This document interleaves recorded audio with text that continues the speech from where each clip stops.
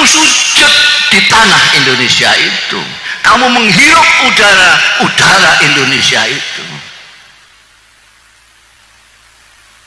saja. Saya tidak tahu ini ada kaitannya dengan nasionalisme atau tidak. Nah, ini kebanyakan kiai-kiai NU itu begitu.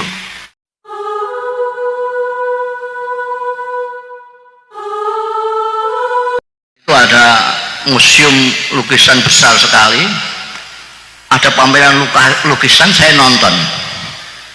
Di antara lukisan macam-macam, pemandangan, kuda dan lain sebagainya, dan cewek cantik segala macam, itu di situ ada lukisan Hadratus Syekh Hasyim Asy'ari, besar sekali, duduk dengan anggrengnya itu. Saya tanya sih, ini siapa yang melukis ini? Lalu saya dikenalkan, dipanggil itu orang yang melukis ini, yang kemudian sekarang jadi kawan saya. Saya dipanggil sama penyelenggaranya itu, terus saya kaget, saya yang melukis ini saudara kita yang Cina, malah bukan hanya Cina, terus singkek kalau semacam meripatnya meh gak ketok. Saya kagetnya dulu, ini ada singkek kok gambar Hadratus Syekh, kok nggak gambar kuda, gambar cewek apa, gambar apa, gambar Hadratus Syekh. Saya tanya, loh sampai kok gambar ini, kan nggak lain-lainnya pada gambar gini, kok kamu gambar ini? Apa jawabnya? Saya kaget 2 kali. Dia bilang, kalau tidak ada orang ini, tidak ada Indonesia.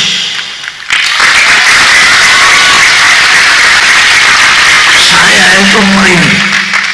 Loh, saya dekati sampai ini, dia ternyata tahu sejarah. Saya terus teringat, saya menemukan buku bahasa Arab terbitan Kuwait yang menulis buku itu Sayyid Muhammad Asad Shihab. Dia adalah dulu wartawan yang mengcover berita revolusi Indonesia di Indonesia ini. Jadi mulai sebelum kemerdekaan beliau sudah mengcover berita-berita di Indonesia ini. Buku yang saya temukan itu, bukan saya temukan, saya dihadiahi oleh Allahyarham Kiai Abdul Mukhid Muzadi, penasihatnya Rois Am Kiai Ahmad Siddiq dulu. Judulnya buku itu Al-Allamah Muhammad Hasyim Asy'ari Wadi'u Labinati Istiqlali Indonesia. Kalau diterjemahkan itu Maha Kiai Muhammad Hasyim Asy'ari, peletak batu pertama kemerdekaan Indonesia. Pengakuan internasional yang menyoroti Indonesia. Jadi sekarang tidak usah pakai pamer-pamer, kalau tidak ada NU tidak ada Indonesia ini. Karena itu orang NU tidak usah teriak-teriak Indonesia harga mati segala macam, tidak usah.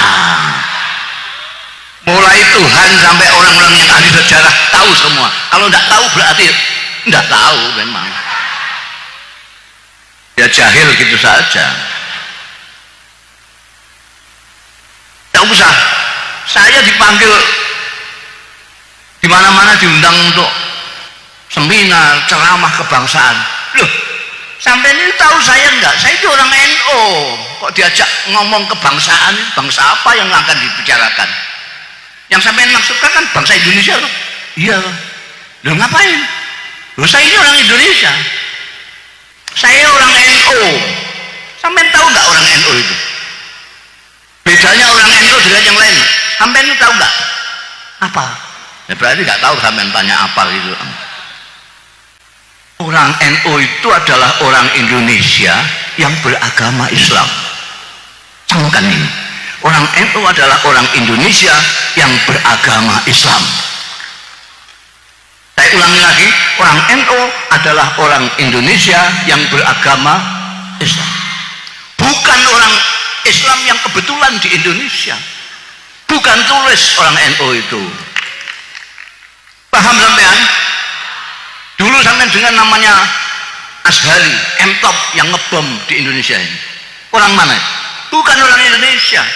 Bisa dipahami lah sedikit kalau ngebom Indonesia, karena dia bukan orang Indonesia.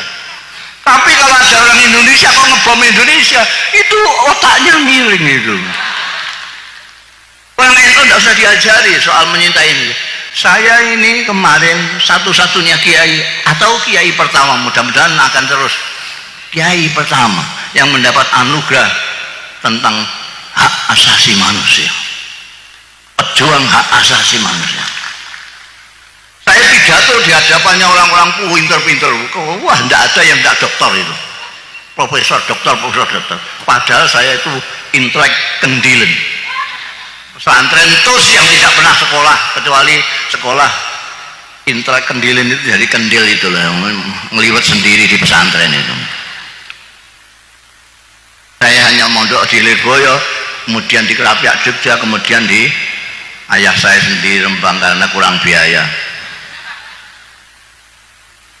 Saya ngomong sama hadirin ketika penyerahan anugerah itu, saya tidak tahu apa yang namanya HAM yang dicetuskan di Barat pada abad ke-7. Saya tidak tahu apa itu nasionalisme. Saya tidak tahu. Isme itu dari Barat saya tidak tahu. Kalau Gus Dur tahu karena dia pernah sekolah, karena beliau intelek, orang kota. Saya ini orang desa. Tahu saya, kiai saya di pesantren mengatakan kepada saya bahwa Indonesia ini rumah kamu. Itu saja. Dan itu yang saya apalkan sampai sekarang. Kiai saya mengatakan Indonesia itu adalah rumahmu. Kamu sujud di tanah Indonesia itu. Kamu menghirup udara Indonesia itu. Itu saja. Saya tidak tahu ini ada kaitannya dengan nasionalisme atau tidak. Nah, ini kebanyakan kiai NU itu begitu. Dulu Kiai Sirajuddin, Kiai Wahab Hasbullah, Kiai Bisri Samsuri, Kiai Hasyim Asy'ari, Kiai Muhaimin, Kiai Baidawi, Kiai Maksum, segala macam itu di sana ketika sekolah, ketika ngaji di Mekah. Mekah pada waktu itu ngajinya di Masjidil Haram. Itu setiap kali kiai-kiai itu di Multazam, yang saya tahu adalah Kiai Hasyim Asy'ari dengan kawan-kawannya yang dari Malaysia, dari Pakistan semua. Itu apa yang tidak pernah lupa dimohonkan kepada Allah Ta'ala. Mereka memohon kemerdekaan Indonesia.